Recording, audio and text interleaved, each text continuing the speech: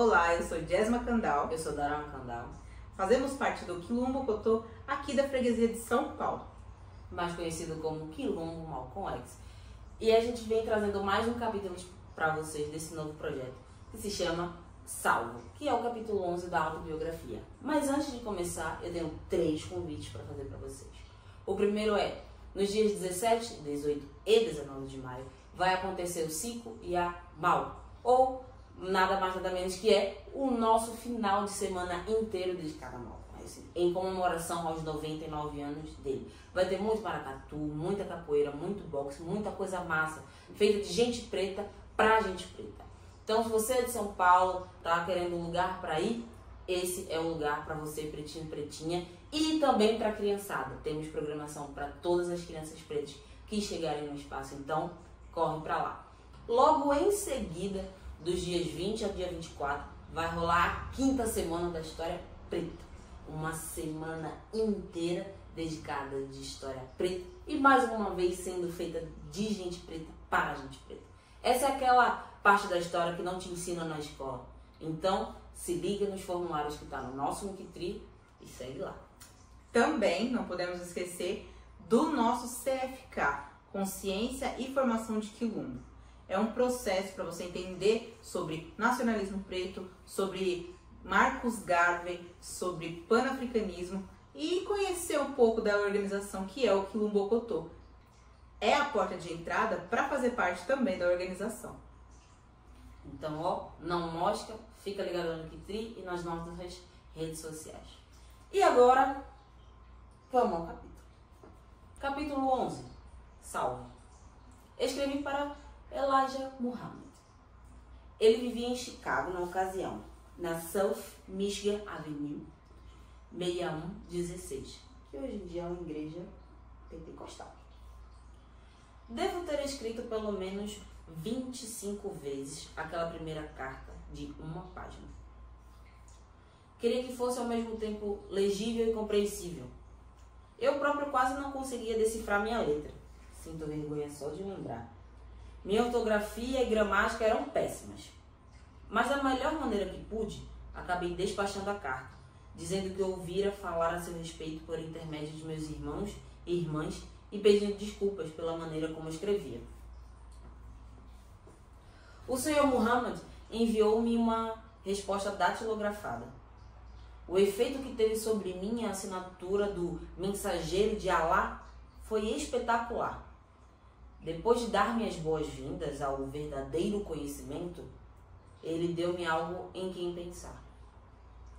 Disse que o prisioneiro preto simbolizava o crime da sociedade branca de manter homens pretos oprimidos, despojados de tudo e ignorantes, incapazes de conseguirem empregos decentes, o que os transformava em criminosos. Disse-me que tivesse coragem. Até mesmo enviou-me dinheiro, uma nota de $5. Claro, deve ser bastante coisa. O Sr. Muhammad manda dinheiro para prisioneiros que lhe escrevem de todo o país, provavelmente até hoje. Minha família escrevia-me regularmente. Volte-se para lá, reze para o Oriente. O teste mais difícil que já enfrentei na vida foi rezar. Tenho certeza de que todos podem compreender. Compreender e acreditar nos ensinamentos do Sr. Muhammad exigia apenas que minha mente me dissesse: mas é isso mesmo? Ou eu nunca tinha pensado nisso. Mas curvar meus joelhos para rezar, esse ato exigiu-me pelo menos uma semana. Já descobriram como tinha sido minha vida. Pegar uma gazoar para arrombar a casa de alguém era a única ocasião em que meus joelhos antes se dobravam.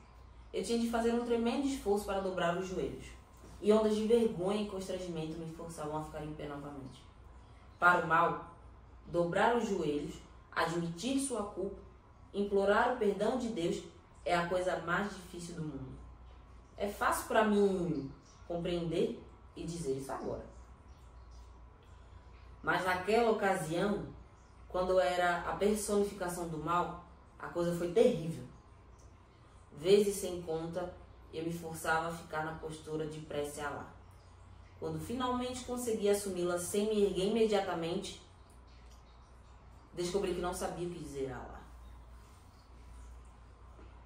Durante os anos seguintes, fui a coisa mais próxima de um eremita na prisão colônia de Norfolk.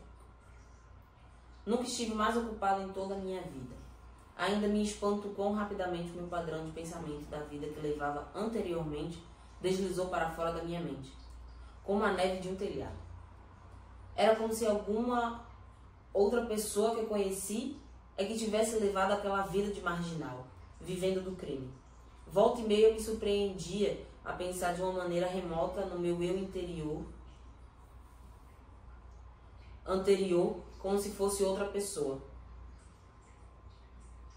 Cara, é muito doido pensar nisso, não?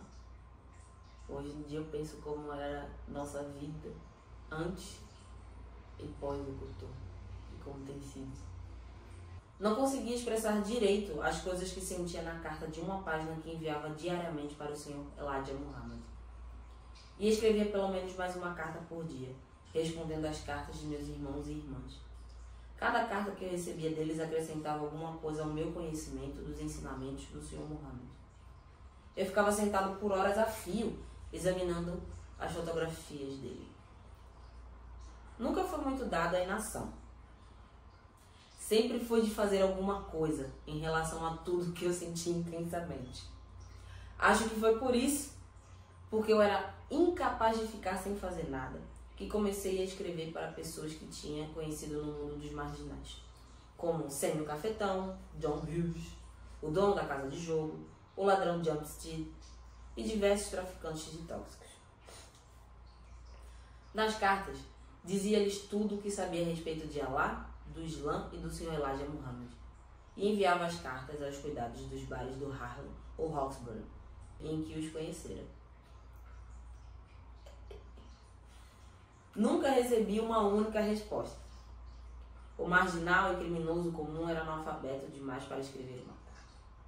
Já conheci muitos vigaristas maneirosos, de olhar altivo, que dão até a impressão de que têm algum interesse em Wall Street.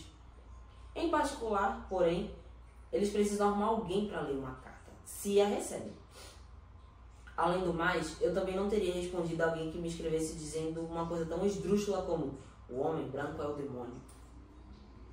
O que certamente estava sendo falado no Harlem e Hawkesbury era que Detroit Red estava ficando louco na prisão, ou então tentando dar algum golpe nas autoridades penitenciárias.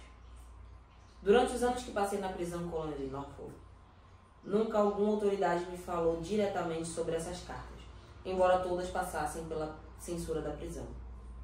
Mas tenho certeza de que vigiavam tudo o que eu escrevia, para acrescentar às fichas que todas as prisões estaduais e federais mantêm sobre a conversação de prisioneiros negros aos ensinamentos do Sr. Elijah Muhammad. Naquela ocasião, porém, eu achava que a verdadeira razão era o fato de o homem branco saber que era mesmo o demônio. Mais tarde, cheguei mesmo a escrever para o prefeito de Boston, governador de Massachusetts e Harry Truman. Eles nunca responderam. Provavelmente nem viram as minhas cartas. Escrevi para dizer como a sociedade do homem branco era responsável pelas condições do homem preto na selva que era a América do Norte. Foi por causa dessas cartas que fui forçado a começar a adquirir alguma instrução improvisada. Fui ficando cada vez mais frustrado por não conseguir expressar o que desejava transmitir nas cartas que escrevia, especialmente as que mandava para o Sr. Elijah Muhammad. Nas ruas, eu havia sido o marginal mais articulado que se podia imaginar, atraindo a atenção de todo mundo sempre que dizia alguma coisa. Mas agora, tentando escrever em simples inglês, eu não apenas não era articulado, como nem mesmo conseguia ser funcional. Como podia escrever em gíria, da maneira como falava, para dizer algo como: escuta aqui, meu velho, deixa eu meter esse seu casaco num gato, Elijah Muhammad.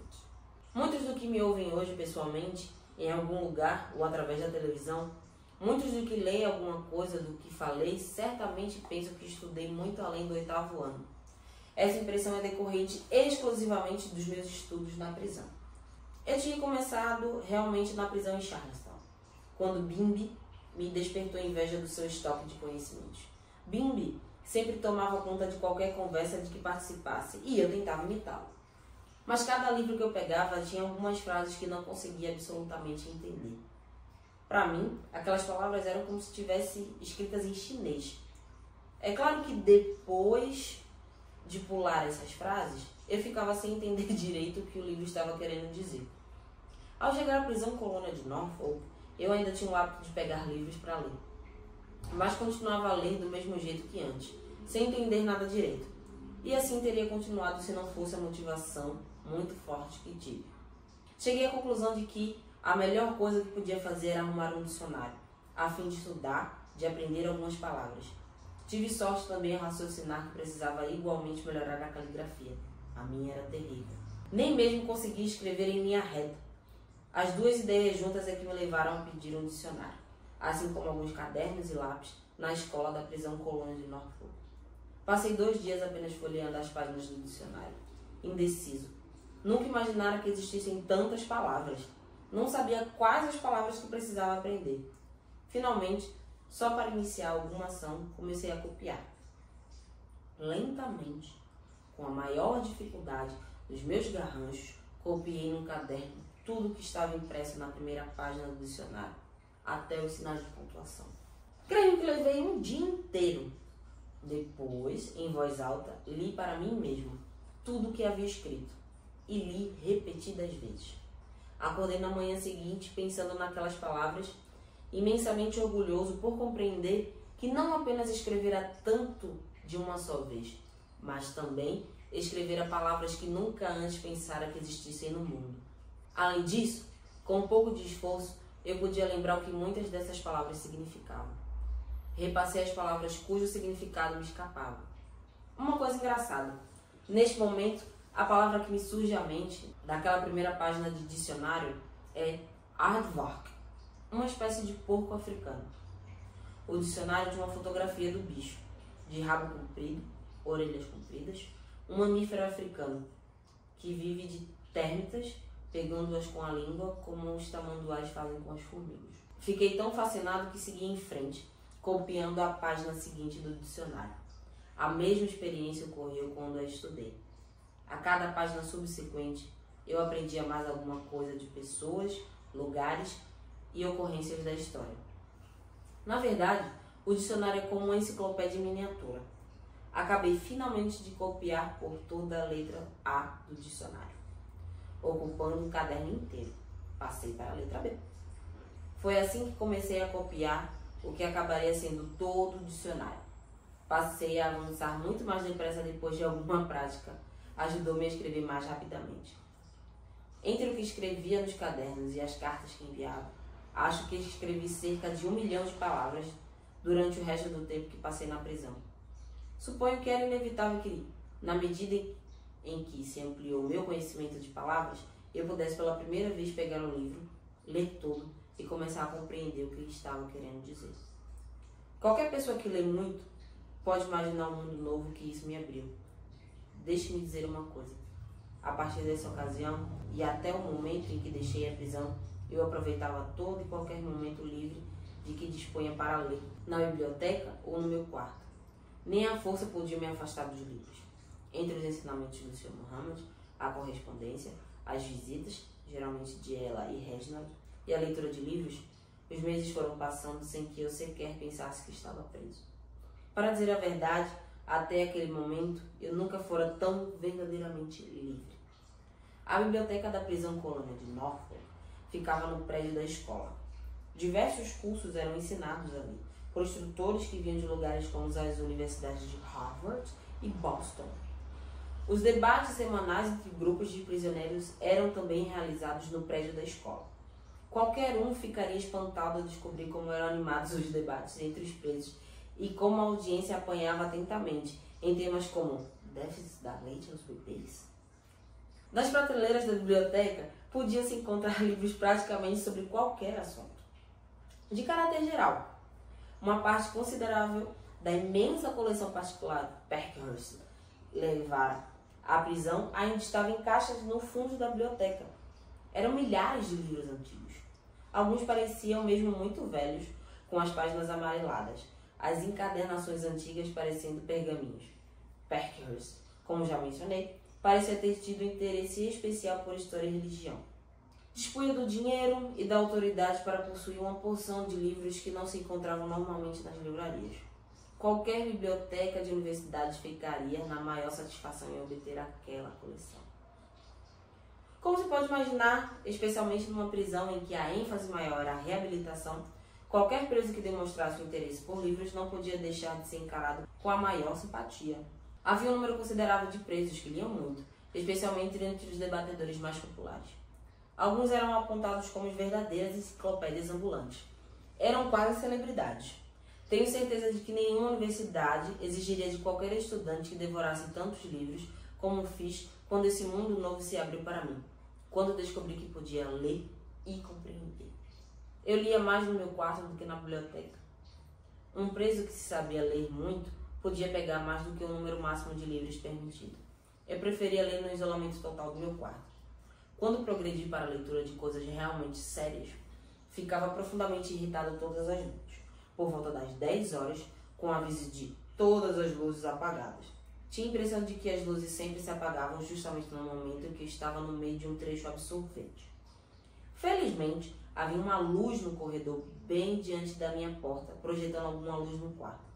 Era o suficiente para que eu pudesse continuar a ler, depois que os olhos se ajustavam. Assim, quando as luzes apagavam, eu ficava sentado no chão do quarto, lendo a claridade fraca que vinha do corredor. A intervalos de 1 hora, os guardas do plantão noturno passavam por cada quarto. Cada vez que eu via os passos se aproximando, eu pulava para a cama e fingia estar dormindo. Assim que o guarda passava, voltava a sentar no chão e continuava a ler por mais 58 minutos, até o guarda se aproximar outra vez. Isso se prolongava até 3 ou 4 horas da madrugada. Eu só precisava de 3 ou 4 horas de sono por noite. Muitas vezes, nos anos que passaram nas ruas, dormia muito menos. Os ensinamentos do Senhor Muhammad ressaltavam como a história fora embranquecida. Ao escreverem os livros de história, os homens brancos simplesmente deixaram o homem preto de lado. O Senhor Muhammad não poderia ter falado qualquer outra coisa que me atingisse mais profundamente. Jamais esqueceram do curso de História dos Estados Unidos quando estava no 7º ano, na escola de Madison. A participação do negro fora resumida num único parágrafo e o professor soltara uma gargalhada ao contar uma piadinha que toda a turma adorava, segundo o qual os pés dos negros são tão grandes que eles deixam um buraco no chão quando passam. Essa é uma das razões pelas quais os ensinamentos do Senhor Muhammad se espalharam tão rapidamente por todos os Estados Unidos. Entre todos os negros, quer ou não se tornassem seguidores do Senhor Muhammad.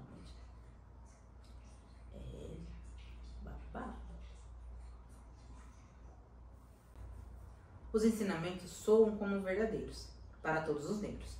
Dificilmente poderiam me apontar um negro adulto na América, ou um branco, diga-se de passagem, que tem algum conhecimento pelos livros de história sobre a verdade do papel do homem preto. No meu próprio caso, a partir do momento em que ouvi falar da gloriosa história do homem preto, empenhei-me a fundo em procurar na biblioteca livros que me revelassem detalhes sobre a história negra. Posso recordar acuradamente a primeira coleção de livros que realmente me impressionou. Mais tarde, comprei essa coleção, guardando em casa para meus filhos lerem ao crescerem. É chamada Wonders of the World, Maravilhas do Mundo. Está repleta de descobertas arqueológicas, estátuas que geralmente representam povos não europeus.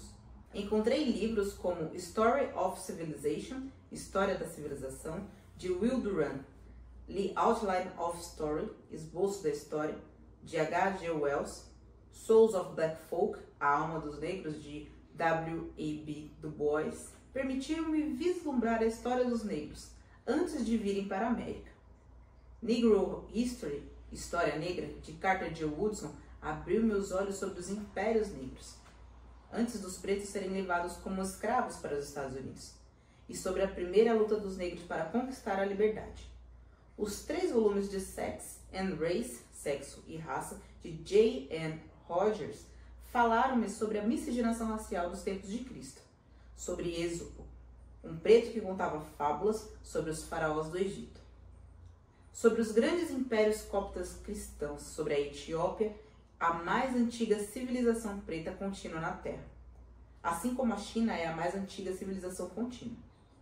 Os ensinamentos do Sr. Muhammad sobre como um homem branco fora criado levaram-me a ler Finds in Genetics, Descobertas na Genética, de Gregor Mendel.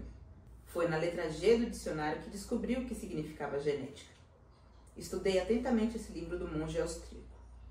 Lendo-o inúmeras vezes, especialmente determinados trechos, pude compreender que, começando-se com um homem preto, podia-se produzir um homem branco, mas começando-se com um homem branco, jamais se poderia produzir um homem preto, porque o cromossomo branco é recessivo. E como ninguém contesta que houve apenas um homem original, a conclusão é óbvia. Há cerca de um ano ou por aí, no New York Times, Arnold Toynbee usou a palavra descorado para descrever o homem branco. As palavras deles foram: os seres humanos brancos, isto é, descorados, de origem norte-europeia. Toynbee também se referiu à área geográfica europeia como uma mera península da Ásia.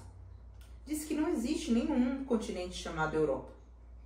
Olhando-se para o globo, vai-se verificar que a América é apenas uma extensão da Ásia. Ao mesmo tempo, porém, deve-se reconhecer que Toynbee está entre os que contribuíram para branquear a história. Ele já disse que a África era o único continente que não produziu nenhuma história. Não vai tornar a escrever isso.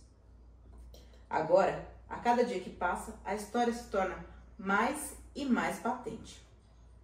Jamais esquecerei como fiquei chocado ao começar a ler sobre o horror da total escravidão. O impacto foi tão grande que mais tarde tornou-se um dos meus temas prediletos, quando me tornei o ministro do Sr. Mohammed. O crime mais monstruoso do mundo, o pecado e o sangue nas mãos do homem branco são quase impossíveis de se acreditar. Livros como os de Frederick Olmsted abriram-me os olhos para os horrores sofridos quando os escravos foram desembarcados nos Estados Unidos. Uma mulher europeia, Fanny Kimball, casada com um senhor de escravos sulistas, descreveu como os seres humanos eram degradados. É claro que li Uncle Tom Cabin, A Cabana do Pai Tomás. Na verdade, creio que foi o único romance que li, desde que comecei as minhas leituras sérias. A coleção de Parkhurst também continha alguns panfletos da Sociedade Abolicionista Anti-Escravista na Nova Inglaterra. Li descrições de atrocidades. Vi ilustrações de mulheres pretas escravas amarradas e açoitadas, de mães pretas observando seus filhos serem levados para longe, para nunca mais serem vistos, de cães atrás de escravos e dos caçadores de escravos fugitivos, homens brancos demoníacos, com açoites, porretes, correntes, arma de fogo. Li sobre o pregador escravo Nat Turner, que incutia o temor de Deus no senhor de escravos brancos. Nat Turner não saiu a pregar a ilusão de uma felicidade futura e a liberdade não violenta para o homem preto. Uma noite na Virgínia, em 1831, Nat e 7 outros escravos começaram suas atividades na casa de seu homem, e ao longo da noite foram de uma casa grande de plantação para outra, matando sempre. Na manhã seguinte, haviam 57 brancos mortos, e Nat contava com cerca de 70 escravos a seguir. Os brancos, apavorados por suas vidas, fugiram para longe. Trancaram-se nos prédios públicos, esconderam-se nos matos, alguns até deixaram o estado. O pequeno exército de soldados levou 2 meses para pegar e enforcar Nat Turner. Li em algum lugar que o exemplo de Nat Turner é que inspirou John Brown a invadir a Virgínia e atacar Harper's Ferry. Quase 30 anos depois, com 13 homens brancos e 5 negros. Li Heródoto, o pai da história, ou melhor, li a respeito dele. E li as histórias de várias nações, o que me abriu os olhos gradativamente. Depois, cada vez mais, sobre a maneira como todo mundo dos homens brancos realmente se comporta como formado por demônios, pilhando, saqueando, massacrando e explorando o mundo dos povos não brancos. Lembro, por exemplo, dos livros como A História da Civilização Oriental, de Will Durant, e os relatos de Mahatma Gandhi sobre a luta para expulsar os britânicos da Índia. Livro após livro, mostrou-me como o homem branco investira contra o mundo dos povos pretos, pardo, vermelho e amarelo, impondo todos os sofrimentos e explorações. Descobri como, desde o século XVI, o homem branco, supostamente mercador cristão, começou a percorrer os mares em sua ânsia de dominar os impérios africanos e asiáticos, em sua ânsia de poder e pilhagem. Lendo, compreendi que o homem branco jamais fora à procura dos povos não brancos, levando à cruz a verdadeira maneira e espírito dos ensinamentos de Cristo, em paz e humildade, a imagem e semelhança de Cristo. Compreendi como o homem branco coletivo não fora, na verdade, nada mais do que um oportunista pirático, recorrendo a maquinações faustinas para fazer seu próprio cristianismo o instrumento inicial em conquistas criminosas. Primeiro, sempre religiosamente, o homem branco marcara os rótulos de pagão e idólatra às culturas e civilizações antigas não brancas.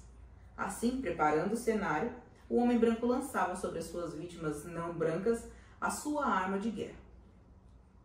Li como, entrando na Índia, onde viviam 500 milhão de homens pardos, profundamente religiosos, o homem branco britânico, por volta de 1759, através de promessas, embustes e manipulações, conseguiu controlar uma parte considerável da Índia, por intermédio da Companhia das Índias Orientais, da Grã-Bretanha. A administração britânica parasitária continuou a estender seus tentáculos por metade do subcontinente. Em 1857, alguns dos povos desesperados da Índia finalmente se rebelaram.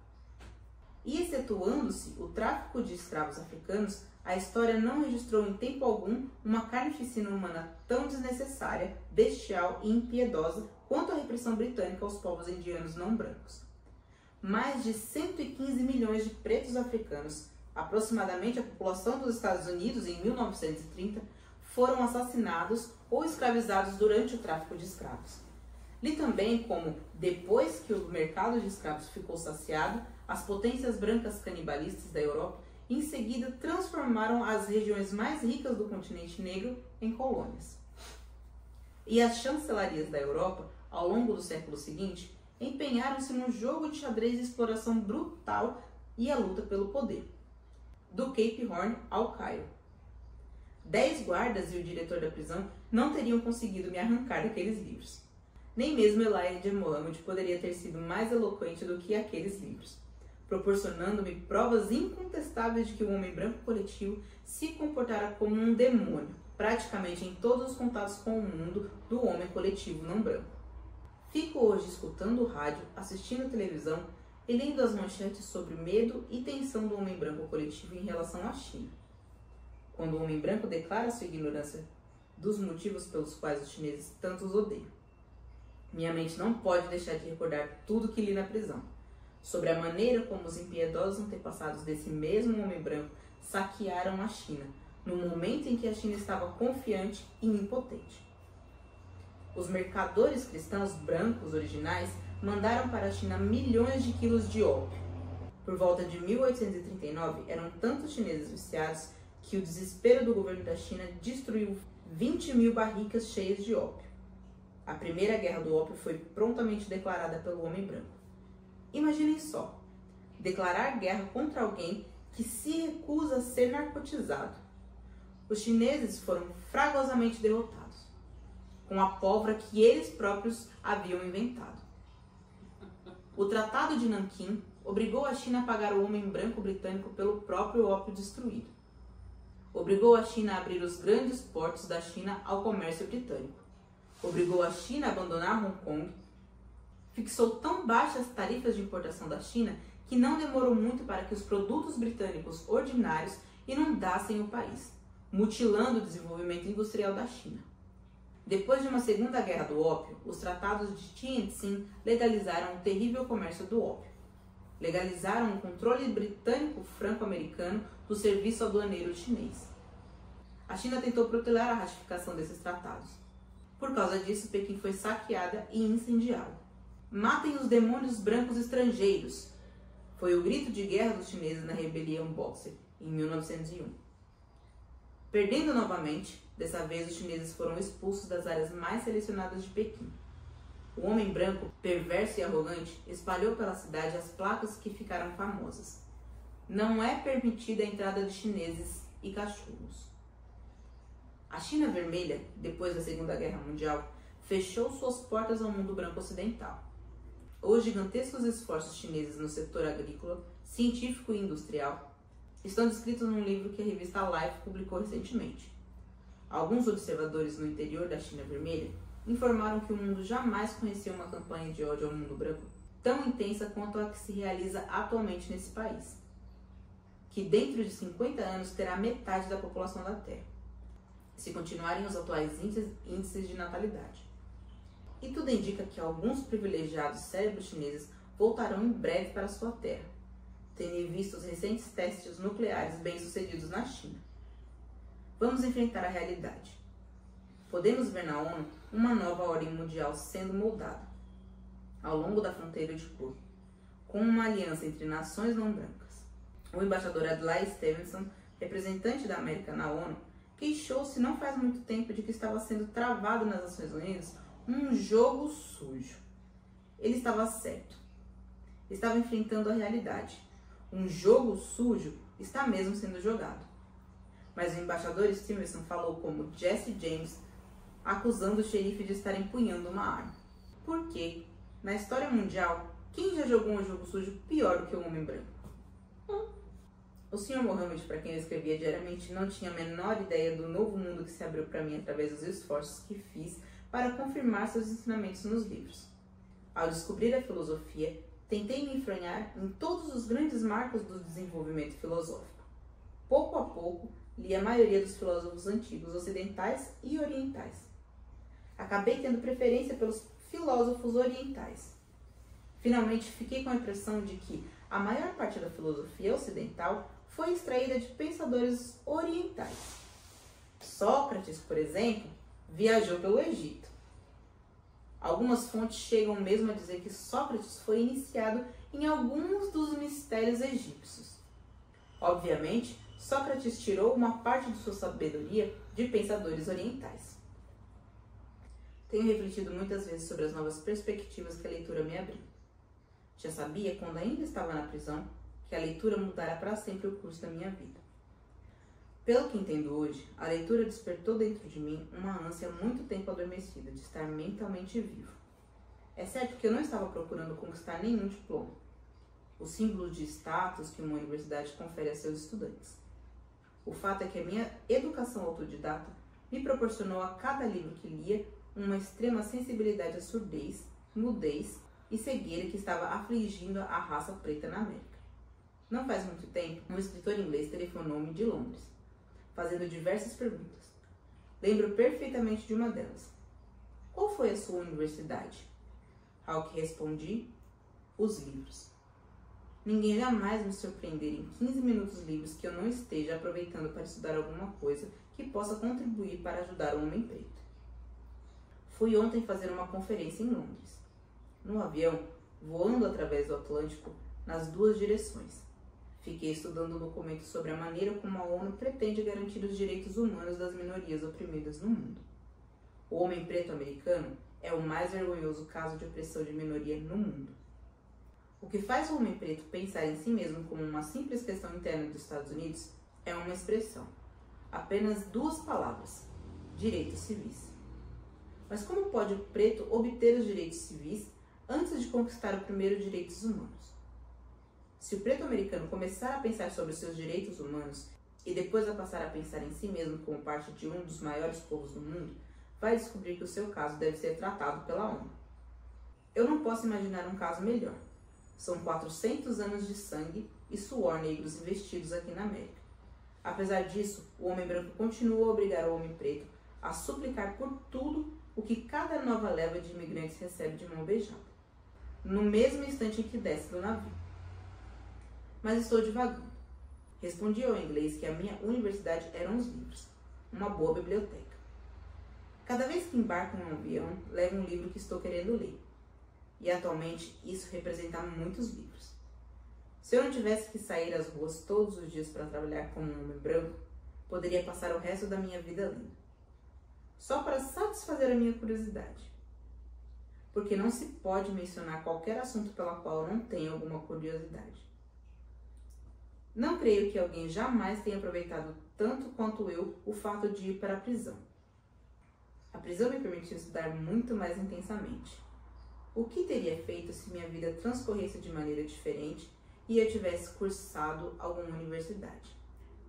Imagino que um dos maiores problemas das universidades é a existência de distrações em demasia, como as tradicionais caçadas às calcinhas das colegas, as fraternidades e coisas assim. Em que outro lugar além da prisão eu poderia atacar a minha ignorância estudando às vezes até 15 horas por dia? Schopenhauer, Kant, Nietzsche, li a todos. Não os respeito. Estou apenas tentando recordar alguns dos filósofos cujas teorias absorvi durante aqueles anos. Dizem que esses três fixaram as bases sobre as quais se construiu a filosofia fascista e nazista. Não os respeito porque acho que gastaram a maior parte do seu tempo a discutir coisas que não são realmente importantes. Me fazem lembrar de muitos negros que supostamente são intelectuais, com os quais tenho entrado em contato. Estão sempre discutindo sobre algo sem o menor valor. Spinoza me impressionou por um tempo, quando descobri que era preto. Um judeu preto espanhol. Os judeus excomungaram, porque ele defendia uma doutrina panteísta, algo como a totalidade de Deus ou Deus em tudo.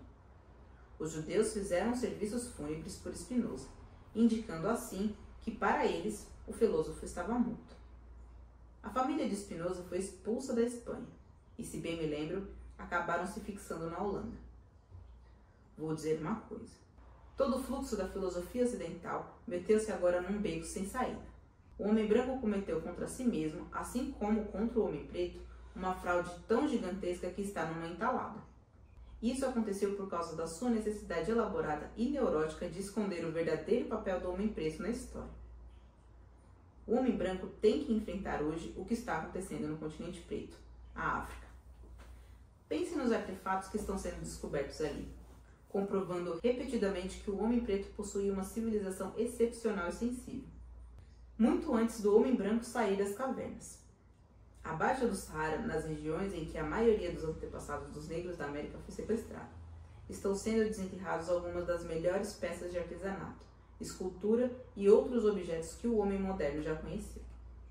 Algumas dessas coisas estão sendo atualmente expostas em lugares como o Museu de Arte Moderna da cidade de Nova York. Há trabalhos em ouro que demonstram uma perícia incomparável. Os objetos antigos produzidos por mãos pretas, refinados como essas mãos pretas, com os resultados que nenhuma outra mão humana hoje pode igualar.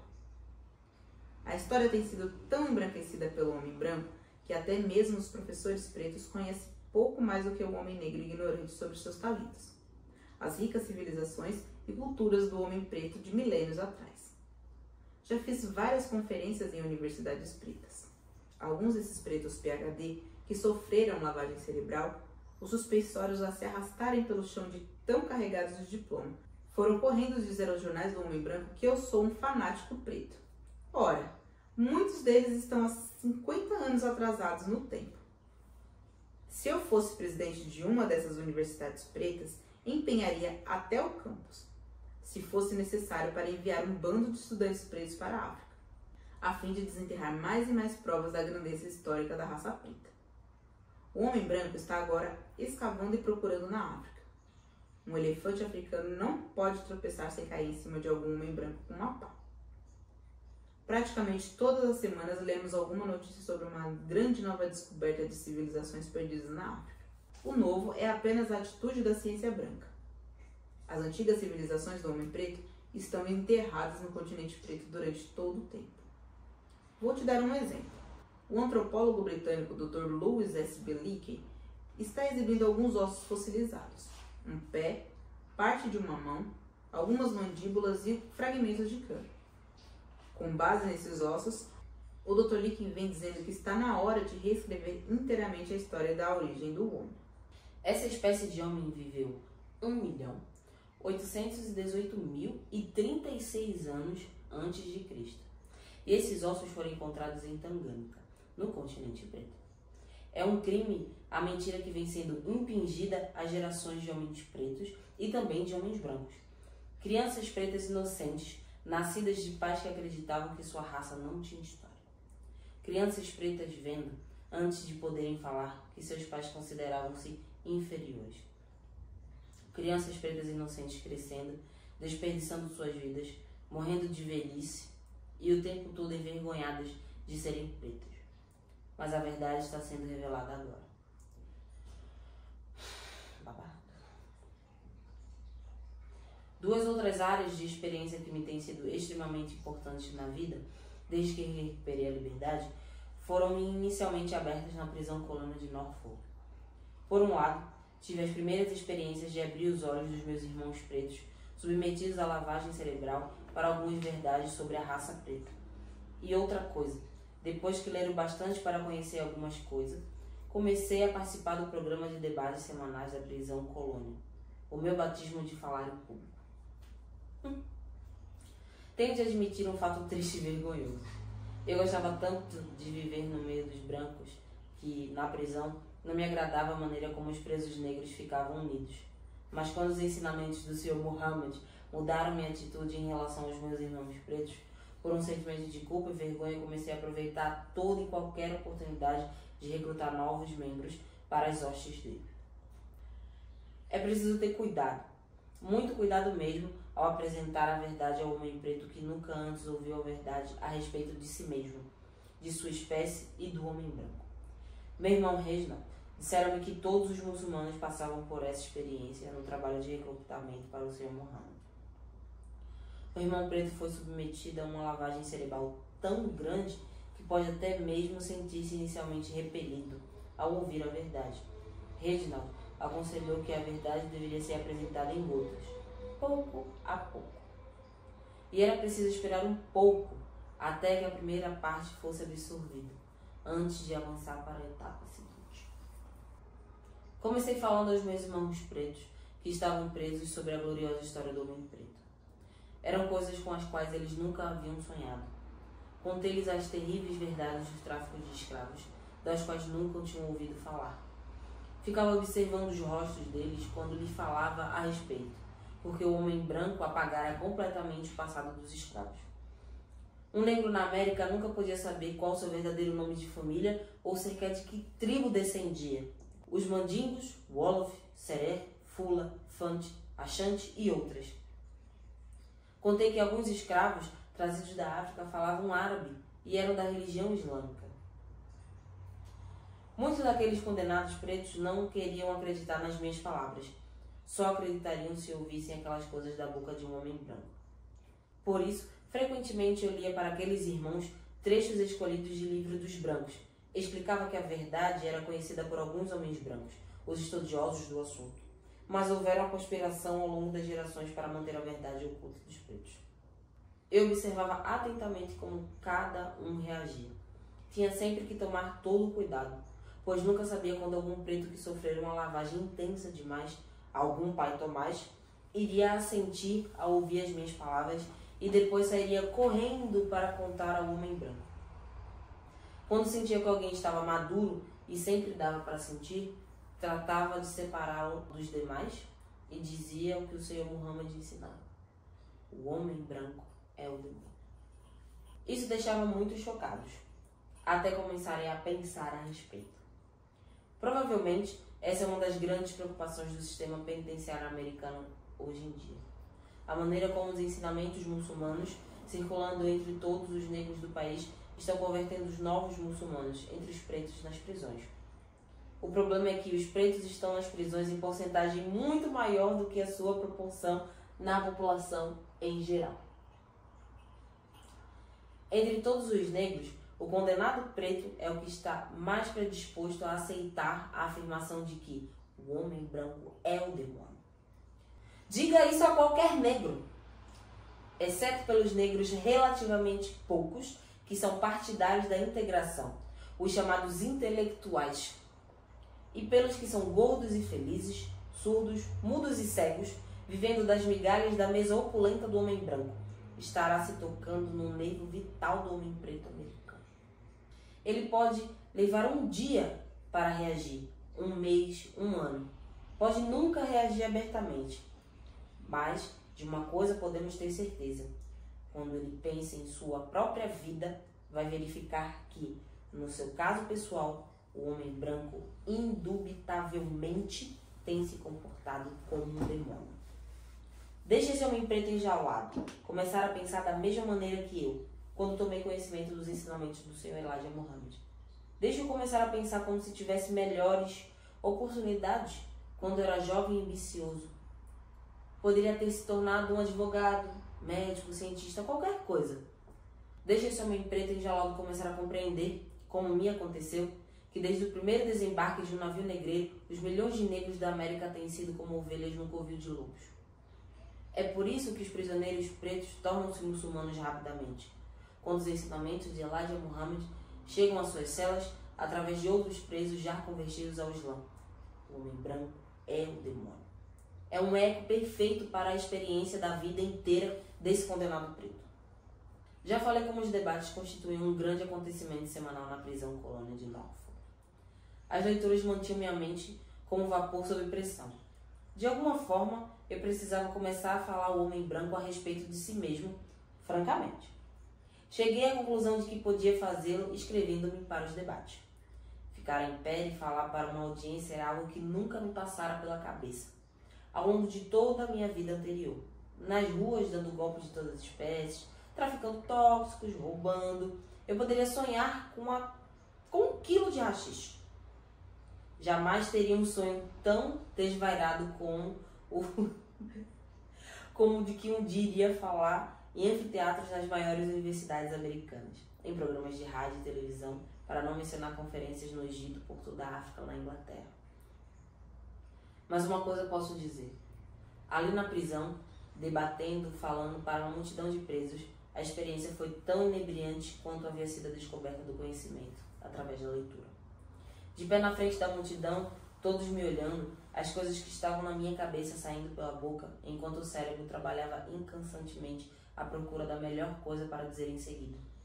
Sabendo que podia carregar todo mundo para o meu lado se desenvolvesse corretamente os pensamentos, ganhando assim o debate. A partir do momento em que comecei, passei a ficar ansioso para que começasse logo um novo debate.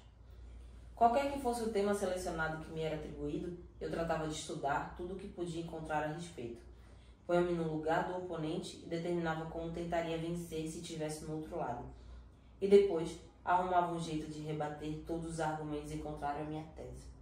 E se havia algum meio qualquer no mundo de consegui-lo, eu ponho em minhas palavras o próprio espírito diabólico do homem branco. Serviço militar obrigatório? Ou não? Lembro que essa foi uma das boas oportunidades com que me deparei inesperadamente. Meu oponente falou de etíopes arremessando pedras e lanças contra aviões italianos, provando assim que o serviço militar obrigatório era uma necessidade. Eu disse que a carne preta dos etíopes fora despedaçada por bombas que o Papa em Roma abençoara e que os etíopes teriam lançado até mesmo seus próprios corpos contra os aviões, porque haviam compreendido que estavam lutando contra o demônio encarnado. Protestaram, alegando que eu transformara o assunto numa questão racial. Rebati que não era nada racial, mas um fato histórico que deviam ler Days of Our Years, Dias de Nossos Anos, de Pierre Van Ponsen. Aconteceu algo que não me surpreendeu. Esse livro, logo depois do debate, desapareceu da biblioteca da prisão. Foi na prisão que tomei a decisão de dedicar o resto da minha vida a falar ao homem branco a respeito de si mesmo, ou morrer. Num debate sobre a existência ou não de Homero, lancei na cara daqueles brancos a teoria de que Homero simplesmente simbolizava como os brancos europeus sequestraram pretos africanos, cegando-os em seguida, para que nunca mais pudessem voltar para o meio de seu povo. Homero, Omar e Mouro são termos relacionados. É a mesma coisa que dizer Peter, Pedro e Pedra, todas as 3 palavras indicando rocha. Os europeus ensinavam a esses mouros cegos a cantarem os feitos gloriosos dos europeus. Deixei bem claro que essa era a concepção de emoção para o homem branco demoníaco. Outro caso igual é o Ésopo das fábulas Ésopo. Era apenas um nome grego para um etíope. Lembro que outro debate acalorado em que me empenhei estava relacionado com a identidade de Shakespeare. Não havia o problema de cor envolvido nesse caso, mas eu me senti atraído pelo dilema shakespeariano. A tradução do Rei James da Bíblia é considerada a maior obra de literatura em inglês. Sua linguagem de Shakespeare e a linguagem da Bíblia são iguais. Pelo que dizem, o Rei James contratou, de 1604 a 1611, poetas para traduzirem e escreverem a Bíblia. Se Shakespeare existiu, era então o maior poeta. Mas não há qualquer menção a Shakespeare em relação com a Bíblia. Se ele existiu, por que o Rei James não aproveitou no trabalho? Se o aproveitou, por que esse é um dos segredos mais bem guardados do mundo? Sei que muitos dizem que Francis Bacon é que foi Shakespeare. Se isso é verdade, por que Bacon guardaria o segredo? Bacon não pertencia à realeza, que algumas vezes usava um nom de plume, porque era impróprio que se dedicasse às atividades artísticas ou teatrais.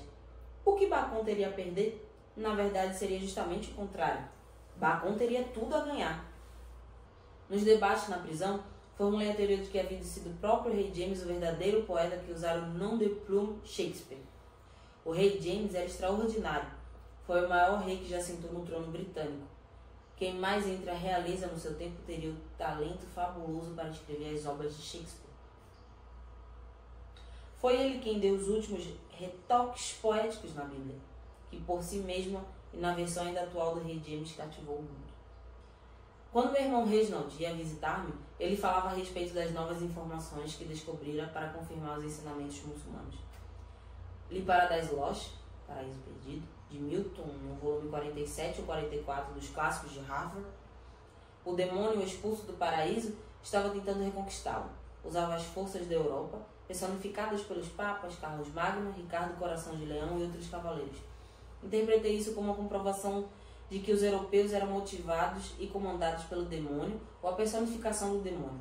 Assim, Milton e o Sr. Elijah Muhammad estavam na verdade dizendo a mesma coisa. Não pude acreditar quando Reginald começou a falar mal de Elijah Muhammad. Não posso especificar as coisas exatas que ele disse. Eram mais insinuações contra o Sr. Muhammad, no tom de voz de Reginald, na expressão dele, do que propriamente nas coisas que falava. Foi apanhado totalmente de surpresa. Caí num estado de confusão. Meu irmão de sangue, Reginald, em que eu tinha tanta confiança, por quem tinha tanto respeito, a pessoa que me introduzira à nação do Islã. Eu simplesmente não podia acreditar. E agora o Islã significava para mim mais do que qualquer outra coisa que conhecera antes na vida. O Islã e o Sr. Elijah Muhammad haviam mudado inteiramente o meu mundo. Fui informado de que Reginald havia sido suspenso da nação do Islã por Elijah Muhammad. Ele não praticara qualquer restrição moral. Depois que aprendera e aceitara a verdade e as leis muçulmanas, Reginald ainda estava mantendo relações impróprias com a então secretária do Templo de Nova York. Algum outro muçulmano tomara conhecimento do caso e apresentaram uma denúncia contra Reginald e o Sr. Muhammad em Chicago. O Sr. Muhammad prontamente suspendera Reginald. Depois que Reginald foi embora, fiquei dominado pelo maior tormento. Naquela mesma noite, escrevi para o Sr. Muhammad, tentando defender meu irmão, fazendo um apelo veemente. Disse-lhe o que Reginald era para mim, o que meu irmão representava para mim. Deixei a carta na caixa que ia para o censor da prisão. Passei o resto daquela noite rezando por Allah. Não creio que alguém jamais tenha rezado tão sinceramente para Allah. Rezei por alguma espécie de alívio da minha confusão.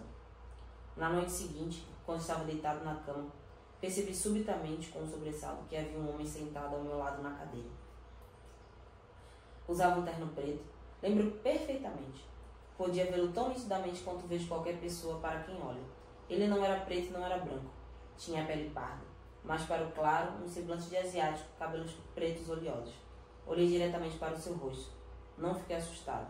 Sabia que não estava sonhando. Não podia me mexer. Não falei, ele também não. Não podia situá-lo racialmente, além de perceber que era um não europeu. Não tinha a menor ideia de quem ele era. O homem ficou simplesmente sentado ali. Depois, tão subitamente como aparecera, ele se foi. O Sr. Muhammad não demorou a enviar-me uma resposta a respeito de Reginald. Escreveu: se alguma vez acreditou na verdade e está agora começando a duvidar da verdade, então, em primeiro lugar, não acreditou na verdade. O que mais poderia fazê-lo duvidar da verdade que não seu próprio ego fraco? Fiquei impressionado.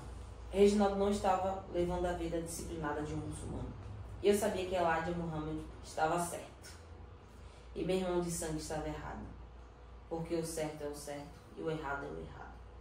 Não me poderia passar pela cabeça naquela ocasião que chegaria o dia em que Elijah Muhammad seria acusado por seus próprios filhos de culpado dos mesmos atos de imoralidade pelos quais julgara Reginald e tantos outros. Naquele tempo, porém, toda a confusão e dúvida foi removida de minha mente. Estava rompida toda a influência que meu irmão sempre tivera sobre mim. A partir desse dia, tudo que meu irmão Reginald tem feito está errado, para mim. mas Reginald continuou a me visitar. Quando era muçulmano, ele sempre se apresentava impecavelmente arrumado. Agora, porém, começava a usar coisas como t-shirts, calças que apareciam poídas, sapatos de lona. Compreendi que ele estava começando a descer cada vez mais. Quando ele falava, eu escutava friamente, mas escutava. Ele era meu irmão de sangue. Gradativamente, vi a punição de Alá, que os cristãos chamam de maldição, se abater sobre Reginald. Elijah Muhammad disse que Alá estava punindo Reginald e que qualquer um que desafiasse Elijah Muhammad seria também punido por Alá. No Islã, somos ensinados que uma pessoa viveu nas trevas enquanto não conheceu a verdade. Mas a partir do momento em que a verdade foi aceita e reconhecida, ele passou a viver na luz. E quem quer que se volte contra isso será inevitavelmente punido por Alá. O Senhor Muhammad ensinava que a estrela de 5 pontas representa justiça e também os 5 sentidos do homem. Éramos ensinados que Alá executa a justiça atuando sobre os 5 sentidos daquele que se rebela contra seu mensageiro ou contra sua verdade. Éramos ensinados que essa era a maneira de Alá fazer os muçulmanos conhecerem sua capacidade de defender seu mensageiro contra toda e qualquer oposição, enquanto o próprio mensageiro não se desviasse do caminho da verdade. Éramos ensinados que Alá transformava a mente dos desertores num turbilhão. Eu pensava realmente que tudo o que estava acontecendo com meu irmão era obra de Alá. Recebi uma carta, creio que do meu irmão Filbert, informando que Reginald estava com eles em Detroit. Não tive mais notícias de Reginald até o dia em que, semanas depois, ela foi visitar. Disse que Reginald estava em sua casa, em Hawkesbury, dormindo. Ela estava em casa, ouviram alguém bater e fora abrir a porta. Lá estava Reginald, com uma aparência horrível. Ela perguntara, de onde você vem? E Reginald respondera que viera de Detroit. Ela indagara, como chegou até aqui? Ao que Reginald informara, vinha andando. Acreditei que Reginald realmente cobrira o percurso a pé. Acreditava em Elijah Muhammad e ele me convencera de que a punição de Alá sobre a mente de Reginald tirara de meu irmão a capacidade de avaliar o tempo e distância. Há uma dimensão de tempo com a qual não estamos familiarizados aqui no Ocidente. Elijah Muhammad dizia que, sob a punição de Alá, os 5 sentidos de um homem ficam tão perturbados por poderes mentais que são maiores do que os seus, que em 5 minutos seus cabelos podem se tornar brancos como a neve. Ou ele pode caminhar por 1.400 quilômetros como se estivesse andando por 5 quarteirões. Na prisão, depois que me tornei um muçulmano, deixei crescer a barba. Quando foi visitar-me, Reginald ficou se remexendo nervosamente na cadeira. Dizia-me que cada fio da minha barba era uma serpente. Via serpentes em toda parte. Começou em seguida a acreditar que era o mensageiro de Alá. Ela me contou que Reginald saía pelas ruas de Hawkesbury, dizendo às pessoas que possuíam um poder divino. Passou disso para afirmar que era Alá. E finalmente começou a dizer que era maior do que Alá. As autoridades pegaram Reginald e meteram numa instituição especializada. Não conseguiram descobrir o que estava errado. É que não tinham condição de compreender a punição de Alá. Reginald foi solto. Depois, foi novamente recolhido e internado em outra instituição. Reginald está atualmente numa instituição de tratamento. Sei qual é, mas não vou dizer. Não gostaria de causar-lhe mais problemas do que ele já teve. Acredito hoje que estava escrito que Reginald tinha de ser usado como um único propósito, como uma isca, como um peixinho para mergulhar no oceano de escuridão em que eu me encontrava, para salvar-me. Não posso compreender o que lhe aconteceu de outra maneira qualquer. Depois que o próprio Elijah Muhammad foi mais tarde acusado de ser um homem extremamente imoral, passei a acreditar que a aflição de Reginald não havia sido uma punição divina.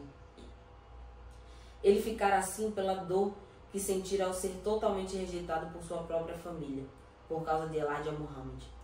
Essa mágoa fez Reginald voltar-se insanamente contra Elijah Muhammad. É impossível sonhar, imaginar ou ter uma visão de alguém que nunca se viu antes e vê-lo exatamente como é.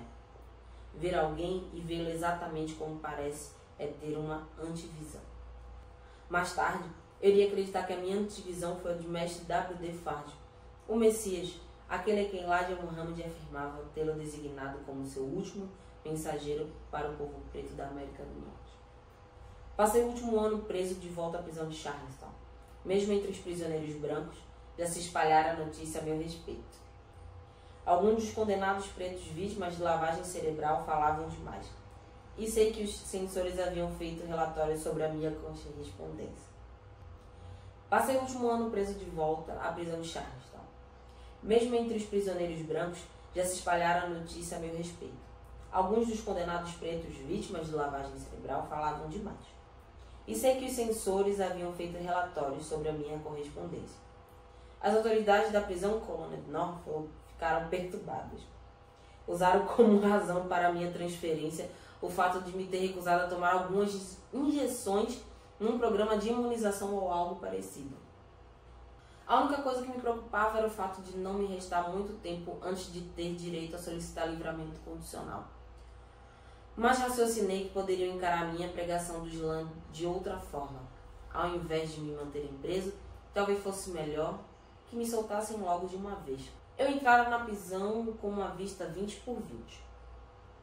Mas quando voltei para Charlestown, depois de tanto ler a luz fraca do corredor no meu quarto na prisão colônia de Norfolk, estava com astigmatismo e fui obrigado a usar meu primeiro par de óculos.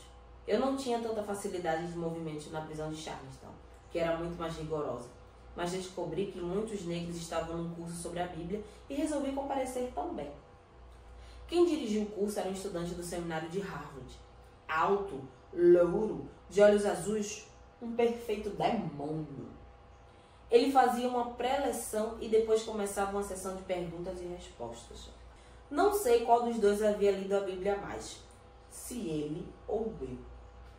Mas eu não podia deixar de dar-lhe o crédito que merecia. Conhecia realmente a sua religião. Fiquei procurando e procurando por um meio de perturbá-lo e dar àqueles negros algo em que pensassem e falassem. Finalmente, levantei a mão, ele assentiu, estava falando sobre Paulo, levantei e perguntei: de que cor era Paulo? E continuei a falar com Paulas. Ele devia ser preto, porque era um hebreu, e os hebreus originais eram pretos, não é mesmo? Ele tinha começado a ficar vermelho. Todos sabem como os brancos ficam quando estão embaraçados. E acabou balbuciando. Sim, mas eu ainda não havia acabado. De que cor era Jesus? Ele também era hebreu? Tanto os presos pretos como os brancos estavam rígidos, tensos. Não importa quão duro seja o condenado. Não importa que seja um preto cristão submetido à lavagem cerebral ou branco cristão demônio. Nenhum deles está preparado para ouvir alguém dizer que Jesus não era branco. O instrutor encontrou um meio de contornar a coisa. Não deve se ter sentido constrangido. Em todos os anos desde então, jamais conheci algum homem branco inteligente que tentasse insistir na tese de que Jesus era branco. E como poderiam? O instrutor respondeu: Jesus era pardo. Exatamente como eu sabia que iria acontecer, quase que da noite para o dia, os prisioneiros de Charlestown, tanto preto como branco, começaram a comentar a história. Em toda a parte que eu ia, podia sentir os homens sacudindo a cabeça na minha direção. E sempre que tinha alguma oportunidade de conversar com o irmão preto preso, ia logo dizendo: já ouviu falar de um homem chamado Senhor Elijah Muhammad? É isso, galera. Esse foi mais um capítulo. Espero que vocês tenham gostado. Fiquem para a próxima. Um beijo. Não esqueçam dos 3 convites que a gente fez lá no começo do vídeo. CFK, curso de História Preta e o nosso Se Cuia Malcolm, nosso Malcolm Day. Beijo, galera!